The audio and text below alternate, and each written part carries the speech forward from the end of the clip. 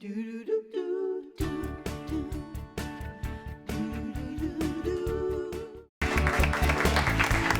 me in the kitchen to discuss the latest detox trend, that is called souping. Please welcome certified nutritionist Marlyn Diaz to our show. Souping, it seems to be a big trend right now. I'm doing it a lot. It makes me feel so much better. What exactly is souping? Well, souping is a word that was coined, and it's really an active form of using soup to detox and cleanse your body. And the great thing is that you're getting so many nutrients in all at once. I know. Yeah, really healing. Yeah. And it's so much better, Christina, than the juicing craze that all the celebs were jumping on, because Marlyn was teaching me that it has less sugar. Right. And fiber. And That's fiber, the big yes. thing, I thought fiber is important. I get the sugar thing, but fiber is not that important? Fiber is really important. You don't get it when you juice. Yeah, fiber is king. Okay. Yeah, That's all good. Okay. we get it when we use the vegetables, and because we get a lot of the cruciferous vegetables in here, which is supposed to be very good for you. What? Yes. Yeah. That's a big word. Cruciferous is like broccoli Now Ken's gonna and spell it. cauliflower. The cruciferous vegetables are broccoli, cauliflower, bok choy, Brussels sprouts, and they're really good because they help detox your body. They help cleanse out the bad estrogens, and a lot of us are so overloaded with toxins. Especially women, we're overloaded with estrogen. Well, do you know the average woman walks out of the house with 144 chemicals on her body between all the hair products, nail, makeup, everything? That explains a lot. Yeah.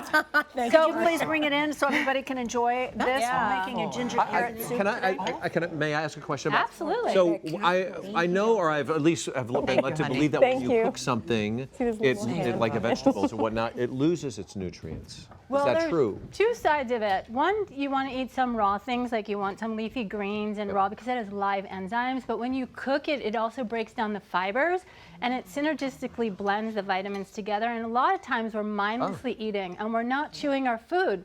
And we've got to get into that cell of the wall of the vegetable, because that's where the treasures are. So cooking it breaks everything down, and it also gives our digestive system a break from digesting all that heavy food. It also tastes better too. I mean, when you get cleanses with the raw juices, I mean, to do that for breakfast, lunch, dinner, this is so I don't know anyone that's gotten through a 3-day juice cleanse not feeling deprived, right? Well, I have, but I've lost friends. I really have. It's not. We're making a ginger carrot soup today, so let's get started. How do we begin? So we begin, we have some caramelized Cruciferous fruits. Win any Scrabble game ever. Exactly. That word. I wonder how many points that is. We have some caramelized onions going on in here already, and we're going to add some carrots in. And we chose carrots because everyone loves carrots, right? They're a sweet vegetable, old, young, great for the family. And then it kind of feeds your sweet tooth. And then we've got some chicken broth that we homemade, or made here.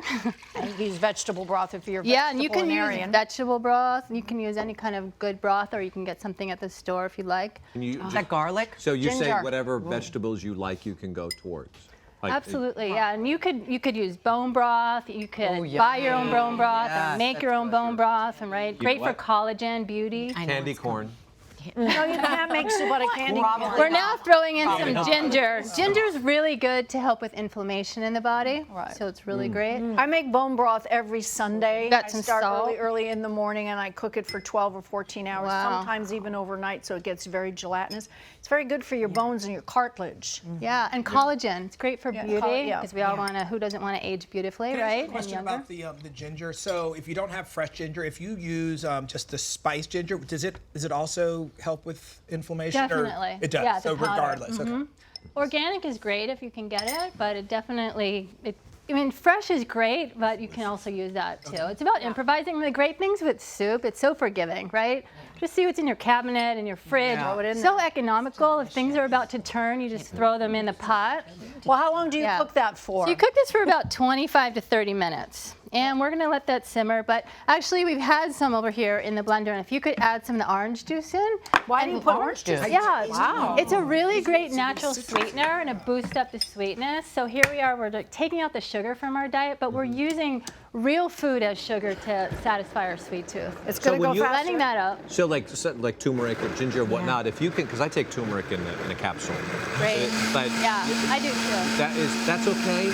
Really good. Okay. Yeah. Because I know you want to try to go to the exact source of it. Well, food is medicine, so you want to go Yeah. to the source, but a lot of times in those capsules, especially the really good ones, Yeah. they're more bioavailable to get in and do their support thing. your body. They're really great. Yeah, it for makes a difference. I've been taking it for a couple of years now, and it makes a huge Yeah. difference every day. I can tell. This is so good. Can we So get a good, shot of? yeah. Yeah, we do. Look at that. Look how beautiful. So we actually beautiful have it a is. pot of soup that was already been simmering for a long time. I'm gonna serve May I have you some more, please? There we go. I didn't get- Oh, look at that. Yeah, it's gorgeous, right? Is there a difference too? I'm a wealth of questions here. I love The difference between hot soup, cold soup, as far as she what has it's cold. Yeah, like because I usually don't have cold soup, but Christina. I love If you brought go that back on to the soup. Ayurvedic and Chinese medicine, it's all about taking in some warming foods because what we talk about is digestive fire. So you want to fuel and ignite that fire and not put it out with a lot of cold food and raw food all the time. So warming soups helps to cleanse and detox,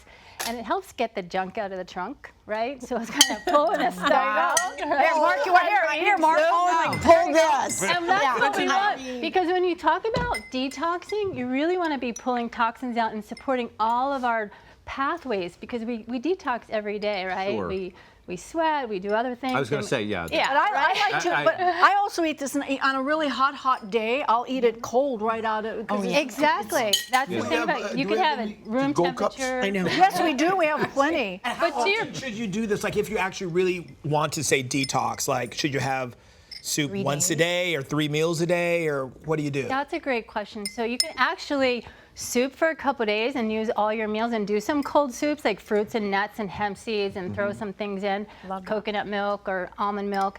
And you could do it for 3 days straight and maybe have some nuts or celery so you can choose gonna some take- food. Or you we can get- can we replace get a a shot of this? meal Look how with beautiful. a bowl of soup. We Yeah. added a little bit of chive, some pistachios, and you wanted pistachio oil.